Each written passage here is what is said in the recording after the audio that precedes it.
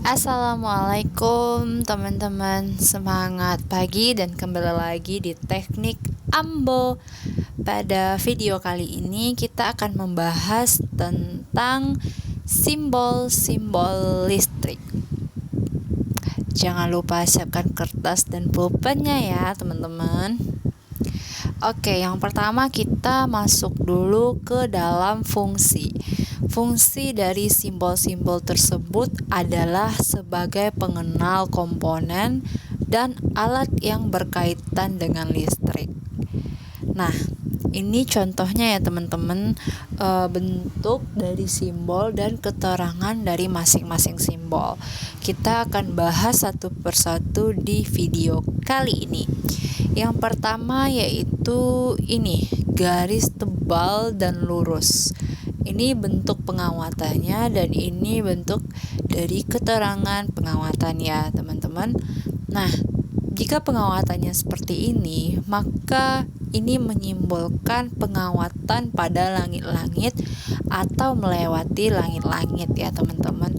Jadi misalnya ada di atap nih jaringan kita, jaringan instalasinya. Nah, kita bisa gunakan simbol ini.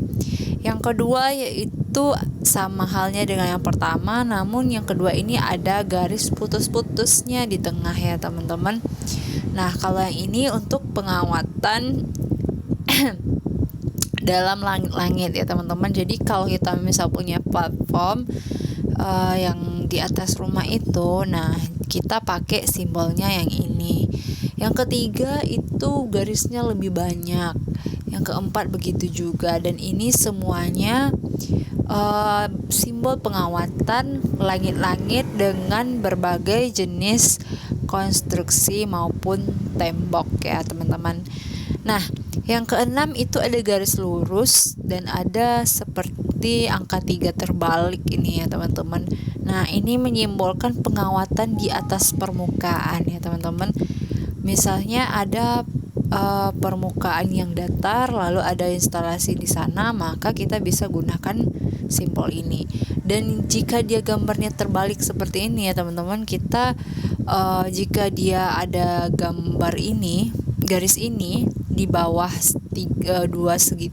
dua angka 3 ini, berarti pengawatannya di bawah permukaan. Jadi kita mengibaratkan yang ini dan yang ini adalah permukaan ya teman-teman. Oke, selanjutnya ini ada pengawatan untuk penghantar. Nah, di sini kita menyimbolkan penghantar itu garis lurus. Nah, untuk kawatnya, jenis kawatnya akan disimbolkan oleh garis yang ada di tengah-tengah yang membelah penghantar ini ya teman-teman. Nah, jika dia garis 2 berarti dia pengawatan dengan 2 penghantar. Jika 3 maka 3 penghantar juga ya teman-teman, dan begitu seterusnya. Nah, berbeda dengan penghantar yang ini fleksibel ya teman-teman. Jadi kalau dia fleksibel maka dia akan bergelombang seperti gelombang sinusoidal ini ya teman-teman. Nah, selanjutnya ini adalah pengantar dengan arah yang berbeda ya teman-teman. Kita bisa lihat ini arahnya kemana. Ke atas misalnya kita bisa arahkan atau kita bisa gambarkan arah pengantar itu kemana gitu. Jadi orang yang membaca gambar yang kita bikin itu paham seperti apa instalasi yang akan direncanakan. Nah, selanjutnya itu ada warna ya teman-teman. Di sini ada warna hijau dan kuning, biru dan sebagainya macamnya. Nah, warna ini akan menggambarkan kondisi dari instalasi yang akan kita pasang. Seperti warna hijau dan kuning ini berarti melambangkan penghantaran pengaman, atau kita juga biasa sebut dengan grounding. Nah, yang biru itu kita gunakan untuk instalasi penerangan seperti instalasi lampu. Nah, yang merah kita gunakan instalasi daya seperti instalasi motor dan segalanya. Yang kuning instalasi pemanas, misalnya kita gunakan untuk oven yang ukurannya besar atau ruang yang memang dirancang khusus untuk suhu yang tinggi. Lalu ada hijau instalasi telepon, seperti bisa jaringan telepon atau jaringan internet. Lalu coklat instalasi TR ya teman-teman, atau kita sebut juga dengan instalasi tegangan rendah. Lalu ungu juga ada, ini instalasi untuk bunyi-bunyian yang dihasilkan oleh listrik. Nah, ini disesuaikan dengan dimana instalasi tersebut dipasang. Jadi warna kabelnya itu nggak salah. Jadi ketika kita lihat aja warna kabelnya, kita udah tahu kalau instalasi ini akan dipasang di mana dan jumlah pengawatannya berapa dan segala macamnya akan kita tahu dari gambar. Oke, nah yang kedua ini ada kotak kontak ya teman-teman. Nah di kotak kontak ini banyak banget jenisnya, juga termasuk ke dalam beberapa macam jenis kotak kontak, jadi bisa disesuaikan dengan kebutuhan.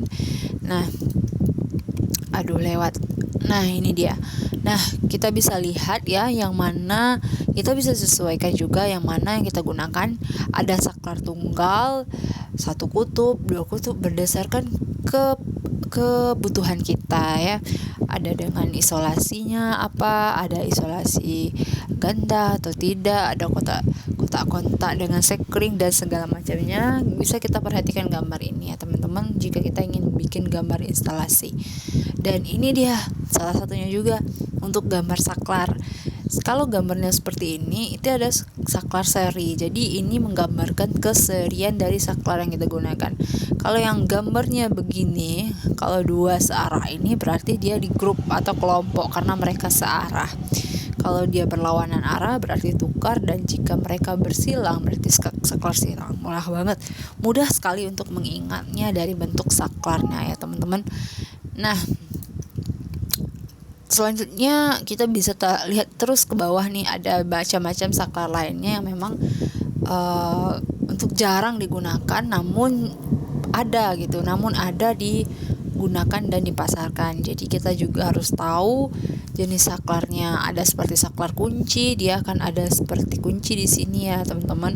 Terus ada tombol tekan. Tombol tekan ini biasa digunakan nanti ketika kita buat rangkaian yang sifatnya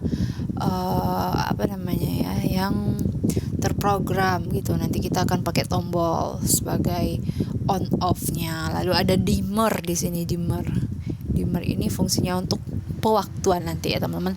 Nah, selanjutnya ini ada kotak sambung. Nah, biar instalasi kita itu rapi, jadi di gambar itu juga harus digambarkan kalau instalasi ini pakai kotak sambung sebagai perapian apalah namanya ya, agar gambarnya itu lebih rapi dan mudah dipahami. Jadi ada kotak sambung penyambungan dan kotak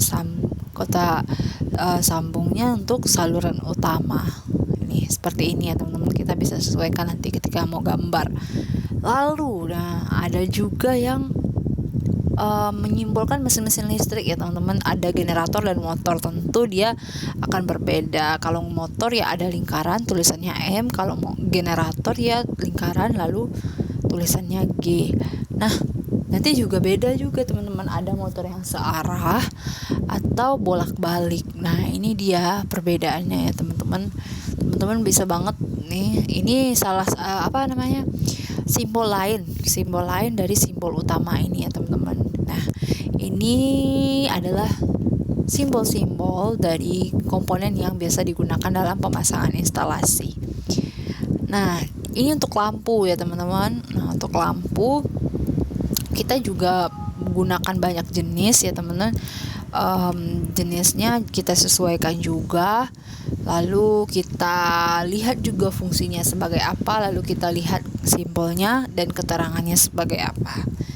Nah, begitupun dengan pesawat kontrol dan pengaturan, dan ini masih banyak lagi, dan ini akan aku share di description box. Jadi buat teman-teman yang perlu materi ini, just meluncur aja ke description box, itu gratis karena ilmu itu harus dibagi ya teman-teman. Ini adalah salah satu yang paling penting juga di dunia kelistrikan, yaitu trafo atau transformator dan konventor ya teman-teman. Nih, nanti teman-teman, ini ilmunya sangat banyak ya soal trafo dan konventor. Ini akan aku bahas lagi untuk satu video khusus untuk trafo. Nah, ini simbol-simbol, kita khusus simbol aja sekarang ya teman-teman. Dan ini sumber arus juga punya simbol ya teman-teman. Ada sumber arus DC dan AC, bukan AC DC goyang ya teman, tapi ini adalah memang sumber listrik yang sifatnya AC atau DC ya teman-teman. Demikianlah materi kita kali ini tentang simbol-simbol instalasi listrik. Terima kasih untuk teman-teman yang sudah menonton. Jangan lupa tinggalkan like jika teman-teman suka, dan dislike plus komennya dan masukannya jika teman-teman kurang suka dan ingin channel ini lebih berkembang lagi ke depannya. Oke, thank you teman-teman semua. Assalamualaikum warahmatullahi wabarakatuh.